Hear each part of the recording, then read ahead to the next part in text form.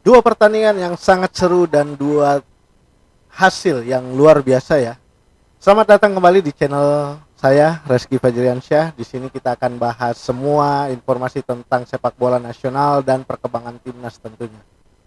Di video kali ini kita akan bahas dua pertandingan yang luar biasa seru ya. Yang pertama Arema melawan Persebaya dan yang pertandingan kedua Persija menjamu Persis di GBK.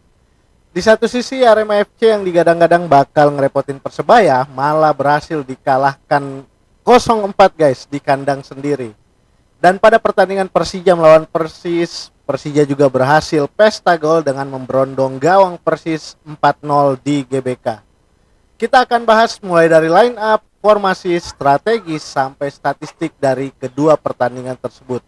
Namun sebelumnya seperti biasa guys ya, ucapan terima kasih yang sebesar-besarnya buat kalian semua yang terus mendukung perkembangan channel ini dengan melakukan subscribe.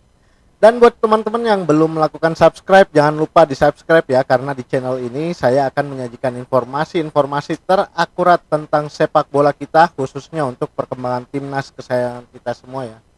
Oke, tanpa berlama-lama lagi, mari kita masuk ke pembahasan pertandingannya.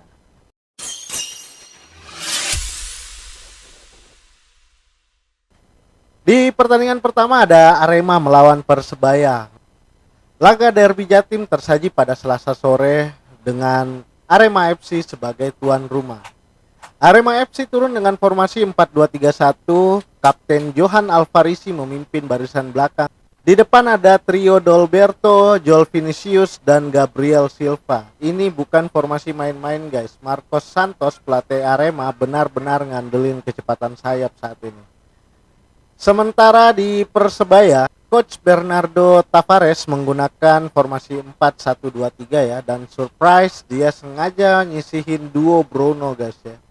Bruno Moreira dan Bruno Paraiba di bangku cadangan. Starter andalan mereka Gali Freitas, Mihailo Perovic sama Francisco Rivera. Ini sinyal Persebaya siap melakukan counter attack cepat, bukan main mematikannya guys ya. Di babak pertama Arema memang memegang bola sampai 51% guys. Tapi yang aneh itu tembakan ke arah gawang itu cuma satu yang tepat sasaran guys ya.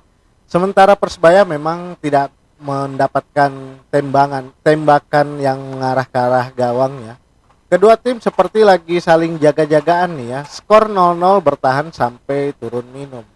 Serangan serius tuh paling berbahaya datang dari Gustavo Franca di menit keempat yang masih melebar tendangannya guys. Dalberto juga sempat nih nyombain tendangan spekulasi di menit ke-23. Sayang masih mentok di badan pemain belakang Persebaya.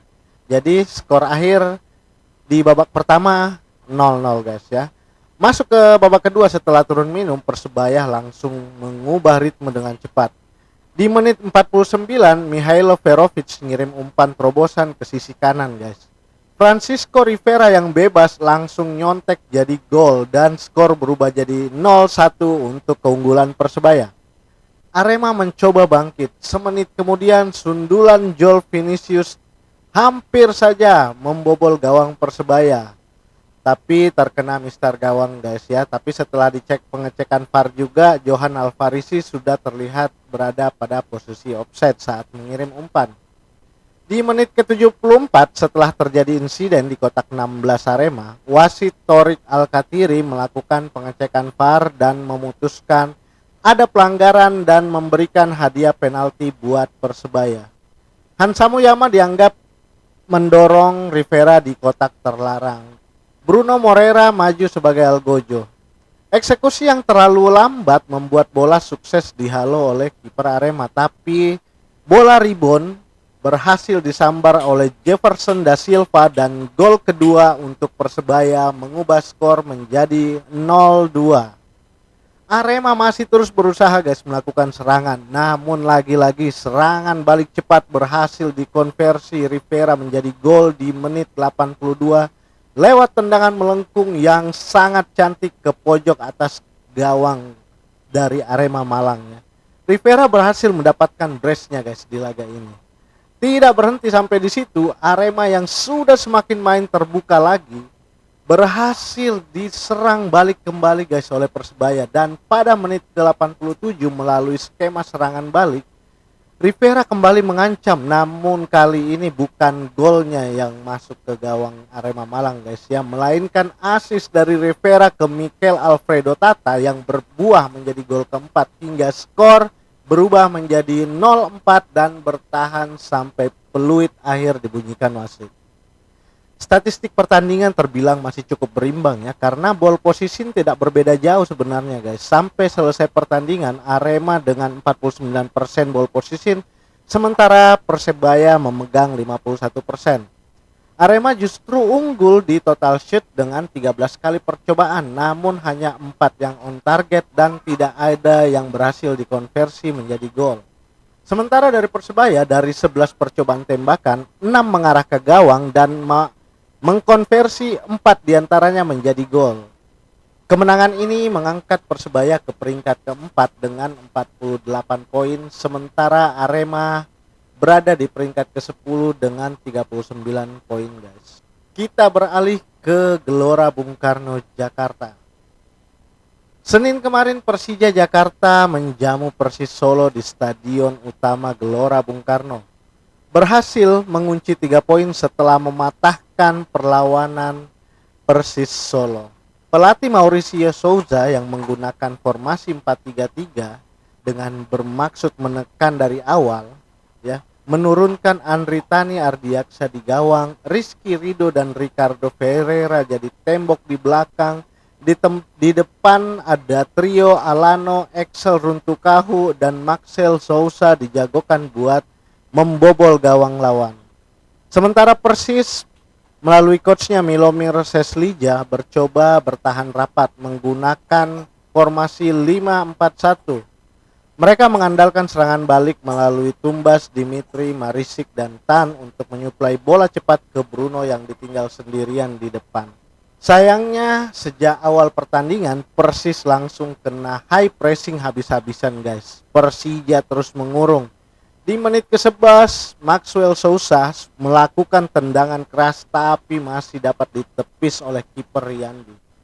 Persis sempat membalas lewat serangan balik di menit ke-17 lewat Dejan Tumbas, tapi masih bisa diamankan oleh Andri Tani yang memang tampil apik juga pada malam kemarin ya. Di menit ke-29, Fabio Calonego berhasil menyambut umpan tarik Bruno Tubarao. Tapi sayangnya setelah melakukan pengecekan VAR, wasit menyatakan Bruno sudah terlebih dahulu dalam posisi offside. Jadi skor tetap 0-0 sampai babak pertama selesai. Setelah turun minum guys, entah apa yang terjadi di ruang ganti, Persija tambah ganas ya. Akhirnya di menit ke-52 gawang Persis akhirnya berhasil dijebol. Alano berhasil memanfaatkan penguasaan bola di luar kotak penalti dan berhasil melepaskan tembakan dengan kencang terukur dan skor berubah menjadi 1-0. 11 menit kemudian, tepatnya di menit ke-63, Doni Tripamungkas yang bekerja sama dengan Raihan Hanan berhasil membawa bola masuk ke kotak 16, mengirimkan cutback sempurna ke tengah dan langsung disambar oleh Jan Mota yang datang dari belakang. Skor 2-0 untuk Persija guys ya. Persis yang masih terus berjuang untuk setidaknya mendapatkan gol, lagi-lagi harus kebobolan melalui Paulo Ricardo yang berhasil menyundul bola di menit 80 hasil dari tendangan pojok. Skor 3-0 dan Persija melalui Gustavo Almeida yang baru masuk menutup pesta gol Persija setelah berhasil memaksimalkan umpan silang rendah dari Saint Patinama. Gol keempat di injury time guys, mengakhiri pesta gol Persija dan perlawanan dari Persis Solo. Dari sisi statistik memang menurut data flash score ya, untuk penguasaan bola sangat didominasi oleh Persija guys ya, dengan 66% berbanding 34% untuk Persis. Sedangkan total tembakan mereka nih 18 berbanding 3 guys, cuma 3 dari Persis. Nah, dari 18 tembakan 12 diantaranya mengarah ke gawang dan 4 berhasil dikonversi menjadi gol. Sementara Persis cuma bisa mencatatkan 2 sepakan on target sepanjang laga. Taktik coach Maurizio Souza ya untuk menekan sejak awal benar-benar membuat Laskar Samber Nyawa tidak dapat mengembangkan permainan, guys. Mereka terus-menerus terkurung oleh tekanan dari Persija. Kemenangan ini membuat Persija makin kukuh di papan atas. Mereka duduk manis di peringkat ketiga dengan 62 poin. Sementara Persis di posisi ke-15 dengan 27 poin. Persija saat ini cuma terpaut 4 poin dari puncak yang ditempati oleh Persib dan Borneo dengan poin yang sama ya, 66. Persaingan merebut gelar juara BRI Super League musim 2025-2026 ini semakin sengit, guys ya. Dari hasil 2 pertandingan tadi, Persebaya berhasil naik ke peringkat 4 dengan raihan 48 poin setelah mengalahkan Arema. Mereka hanya terpaut tipis dari Malut yang berada di posisi kelima, yang sementara konten ini dibuat masih berlaga melawan PSBS Biak, dan jika mampu memenangkan pertandingan akan menyalip Persib di posisi keempat. Arema tetap di peringkat ke-10 dengan 39 poin. Sementara Persija, seperti kita katakan tadi, dengan kemenangan 4-0 ini mereka semakin mengokohkan posisi di peringkat ketiga klasemen ya dengan koleksi 62 poin.